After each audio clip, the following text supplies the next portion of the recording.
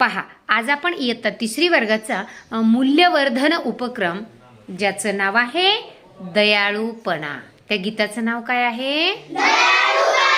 बघा, हे गीत माझ्या मागं तुम्ही साभिने म्हणायचंय आणि त्यानंतर मी जेव्हा काही प्रश्न विचारणार आहे तेव्हा त्या प्रश्नाची काय करायची आहे? उत्तर द्यायची आहेत. म्हणायचंय गाणं?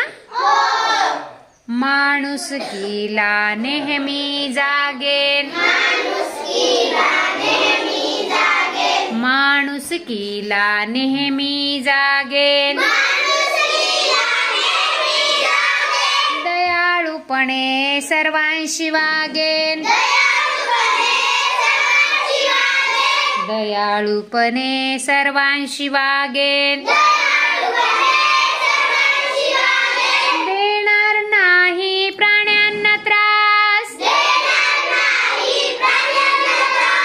काळजी घेऊन त्यांची खास, प्रेम करुणा मनात रुजवेन, दयाळूपणे सर्वांशी वागेन, दुःख दुसऱ्याचे जाणून घेईन, मदतीचा हात नेहमीच देईन, हेच माझे कर्तव्य मानेन,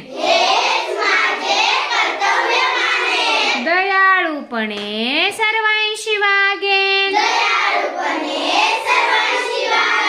दीन दुबळ्यांची करीन सेवा,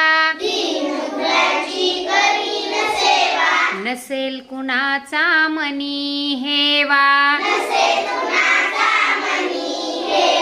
सर्वांसाठी सुख मागेन, दयाळूपणे सर्वांशी वागेन, माणुसकीला नेहमी जागेन, दयाळूपणे सर्वांशी वागेन. छान गाणं आवडलं? या गाण्यामध्ये काय सांगितलंय बरं आपल्याला? एकानं सांगायचं. दयाळूपणाने आपण वागलं पाहिजे सगळ्यांशी. म्हणजे काय केलं पाहिजे बरं? एकानंतर एकानं मदत करायला पाहिजे, मायेने वागवलं पाहिजे, जीव लावला पाहिजे. बरोबर आहे.